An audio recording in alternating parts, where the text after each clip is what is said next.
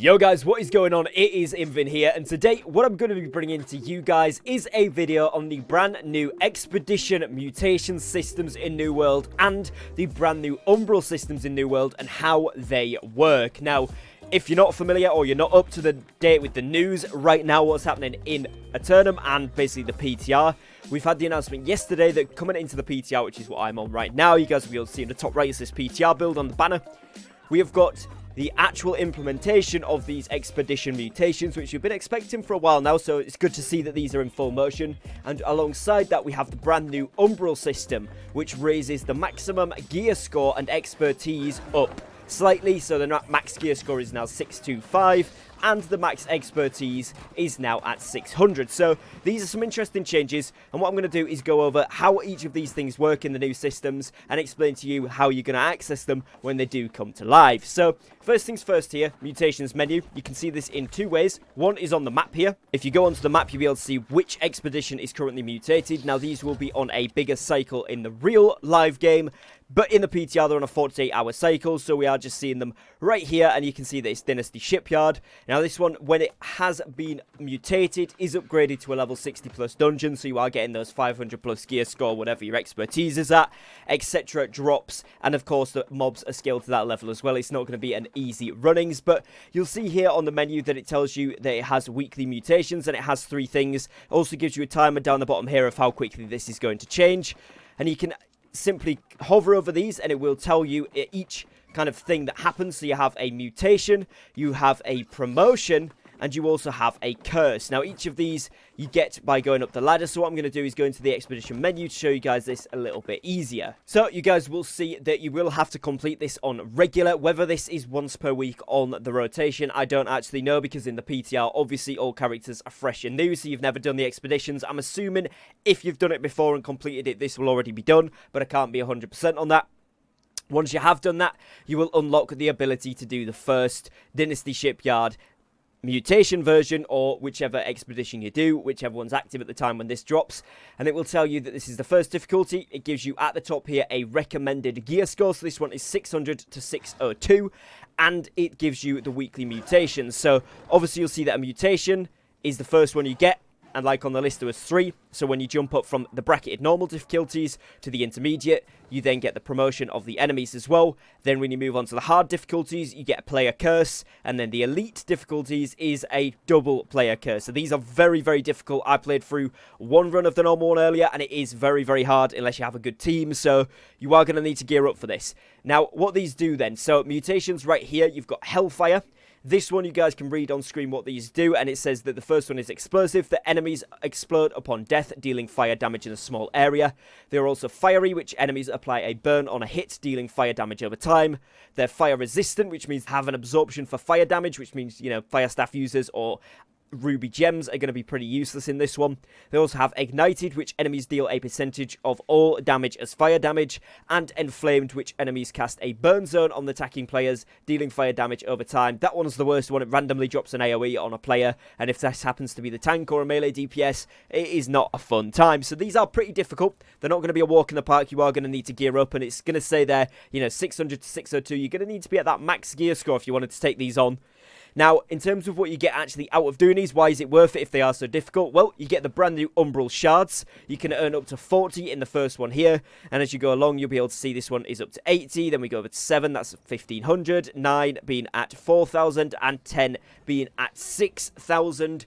I'll show you guys how these work in just a moment, but you will need a lot of them, so you are going to be wanting to push up for these harder difficulties where you can. Now, with this as well, you also get the expedition rewards, which is the ones from the expedition. These have actually been scaled. It's not been updated in the UI, but they have been scaled to be tier 5 and, of course, drop at your expertise level. The new expertise level with this patch is going to be 600. So when you do go into your tab menu, I'll just show you guys. Next to each thing, it will say 600 when you were at that one. So you will be getting, obviously, your 600 drops more frequently. And then you have a drop table, some new craft mods in here. These are the flame attunements and flame conditioning.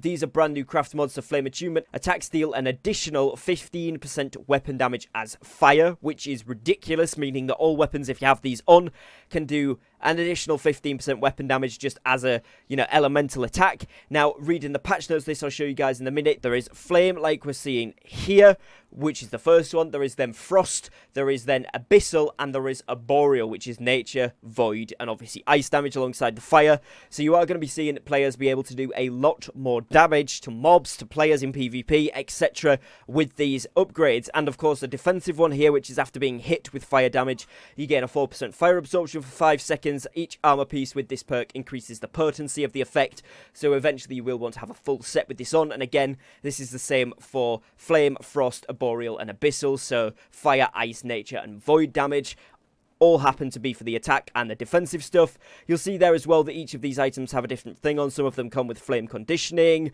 The weapons come with, of course, your flame attunement. And then as you go down here, you can see that some of these jewelry pieces have the ability to drop as well. And then when we go right down to the elite ones, so obviously you'll need to compete with, as well as the mutation, you also have a promotion of enemies, which gives them certain buffs. For example, this week it is enemies applying a stacking strong disease on hit, and they have slicers casting slicer beams that deal void damage when touched. And you also have a curse on the players, which at level 1 is a combustible fire, which periodically selects the player with the lowest percentage health. After several seconds, the selected player casts chain fire, damaging all nearby players and AI, so can be used tactically, but also deals damage to other players. And then you'll see there that the second variant of the curse, because this is the hardest level 10, this one has something called Shriveled Fire, and this one is when selecting the lowest percentage health player, all of the players are giving Shriveled Weakness. The selected player gains an aura that cleanses Shriveled Weaken, so you need to be near the player that gets the damage, but you're also then going to take the chain fire, so it becomes a bit of a cluster, and this is really, really difficult to overcome, so it's going to take a bit of practice to get to these higher levels. But as I said before, you can get up to 6,000 Umbral Shards from this, which is ridiculous. You can also obviously get the regular rewards, and of course in here you're going to see some of these purple drops and some of these end game drops here, such as, a weapon. Again, these will be scaled to whichever your expertise level is. Corruption Bane, which is really important for, of course, Dynasty Shipyard, because these are corrupted mobs. This is going to be on each weapon, and they do also come with a weapon perk or an ability perk on that weapon. So you get things like Voracious Blade on the Void Gauntlet. You get things like, your refreshing Felch on the rapier there, so they are pretty good. And then obviously your jewelry, you've got things like Hearty, Bloodletting, you've got things like Fortified and Health on the amulet, so these can be really, really good. And then of course on the armor pieces, you get Physical Aversion and Corruption Ward, which is really nice, again, particularly for this dungeon or this expedition. And again, this goes across for all of these pieces, and you can get light, medium, or heavy in each piece with that on. And then of course you can get some of the flame attunement and flame conditioning items as well from that, and that'll be the same case across whichever elemental version of the mutation is available, and of course which dungeon or which expedition it is active, whether it's Genesis, Lazarus, or Dynasty. Each of these are going to have slightly different drops and loot pools, so we'll see once those come up what you can actually get. But what you'll see here is that this one recommends a 600 to 625 gear score in order to complete it, which of course we know is a brand new maximum level. Now, one thing that's worth noting with these, you will see here if I hover over this, the highest rank you've achieved on this difficulty is bronze. In order to progress to the next one, you will need to attain at least a silver rank in this, and I'll just bring up the notes for you guys so that you can see exactly what you're working with in terms of how to get this upgraded. So you guys will be able to see here that it says scoring and advancement. Score is performance based, taken from a combination of categories. Score is also shared value for group members. The following categories count towards the group's overall score value, and they are time, AI kills, takedowns, team wipes, respawns. And with respawns, you've got bonus multipliers for run efficiency, minimal respawning / wiping, speed, and taking down all the targets. And then these are calculated at the end of the expedition run. The score ranks are bronze, silver, and gold. Advancement through each mutated difficulty level requires reaching the pre-designated level of proficiency. So, of course, for the first few, it's silver, and then it might go up to gold for the last ones. I'm not entirely sure there. It doesn't say until you've got to it, so I'll have to wait and see. But you need at least silver to progress, which does mean you've got to be quite proficient in these. You do need to do it in a reasonable time. I know for Dynasty on that first one there, it was 40 minutes. AI kills, we needed 65 total, or 60 total, and we got around to 80, so we could have cut down on a few of those. Takedowns, again, it's killing all of the named enemies. Well, Dynasty, you can pretty much do all of these because you have to as you're going through, but something like Garden of Genesis, where you can choose to go back and take them out or not, it's going to be important to do that. Team wipes as well, obviously everybody going down and then respawns, one member going down and respawning can affect all of your scores, so you want to minimize all of the sort of inefficiencies or imperfections in the group and try and get the best team and the best style of play that you possibly can. Now, obviously, again, if you get something like Genesis, but you get where they've got the flame resistance, this could be pretty difficult because usually you'd take in a fire mage because they are weak to the fire damage by default as angry earth mobs, but then if they've got these new mutations in, this could actually be a lot different, so it might mean that you change up your strategies a little bit, which is interesting, but just to show you guys that that is something that you need to work on when you're in there, so bear that in mind. So next here we have talked about the brand new Umbral system, and as you guys can see in the inventory here, we just hover over one of these gear scores. You can see that, for example, the 600 here, it says the maximum expertise you can obtain from enemies, chests, gypsum casts, and crafting is 600. To increase expertise past 600, upgrade items in this slot with Umbral shards. So, of course, you will need your expertise at 600, but you will also need the item to be a 600 gear score item. And you did read that correctly, and you did listen correctly. That does include now crafting. So, if, for example, you have weaponsmithing to level 200 like I do on the live servers, I don't have my great axe all the way up to that 590 or indeed 600 when that drops. So now if I do manage to craft those 600 ones, that will actually bump my expertise up on those, which I think is a really, really nice idea as well. Gives a little bit of extra flex to the crafting situation there.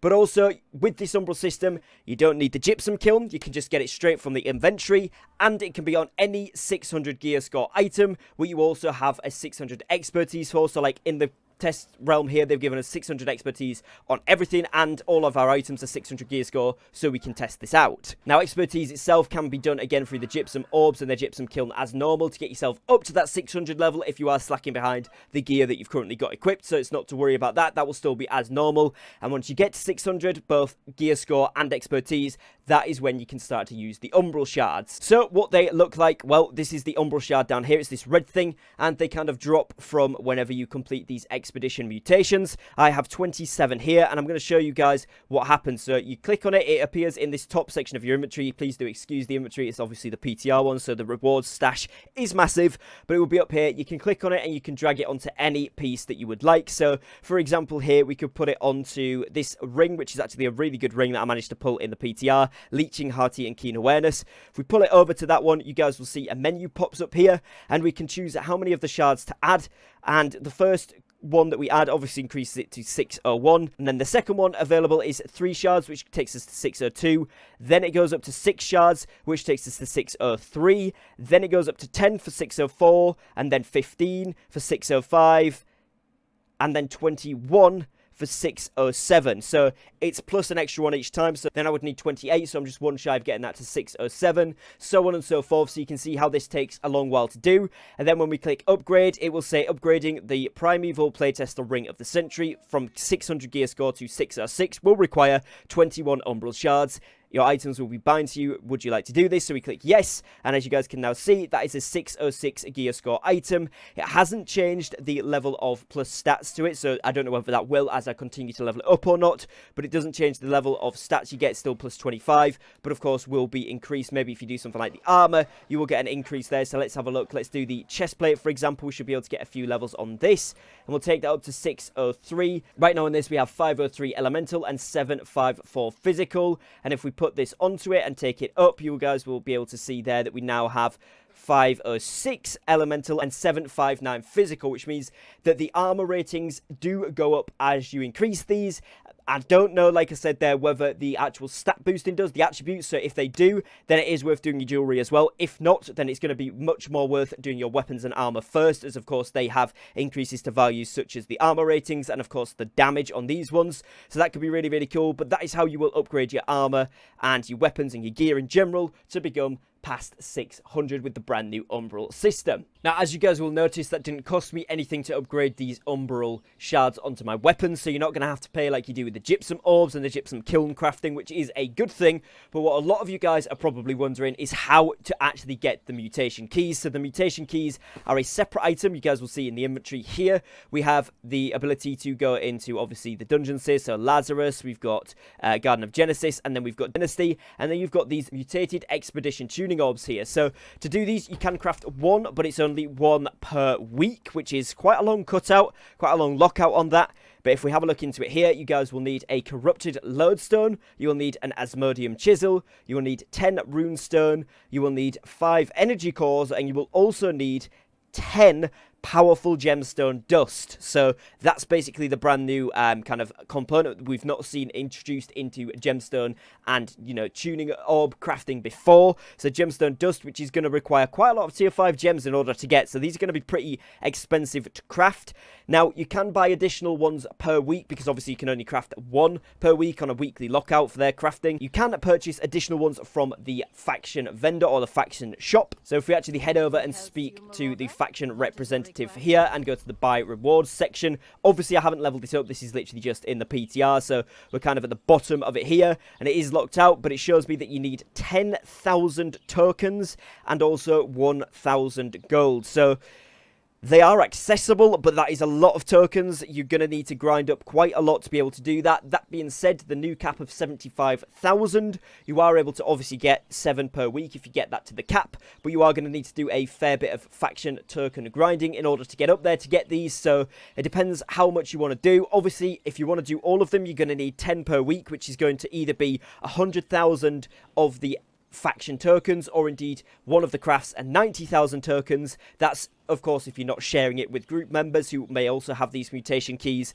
But yeah, these do seem to be pretty expensive, and it is going to take a bit of grinding in order to access them as they are in the current state. But bear in mind, that could change before we get this into full release, of course. And I think that should probably change a little bit, because that does seem quite excessive in order to get the 10 per week that you need to do in order to clear the all 10 mutation levels. So that is going to be it for kind of how the Umbral system works, how the new mutation system works. The gameplay you're seeing now in the background is from a Dynasty Shipyard mutated run that I did earlier. Like I mentioned, we did just go into that, tried to go through it. I went in with some random players on the server. We tried to do the best we could, and these are pretty difficult, so they are going to be a challenge when they do drop. A couple of things I want to cover just before the video ends is a couple of issues that I foresee with this at the moment, which is, of course, there's zero PvP line in order to earn these. Now, of course, I know that it is expedition mutations on purpose. It's for the PvE side of content, but there is absolutely zero way to earn Umbral shards at the moment through PvP, which I do think kind of locks that side of things out a little bit. I don't know how they could fix that other than maybe add in the chance to drop Umbral shards from Outpost Rush or from Wars,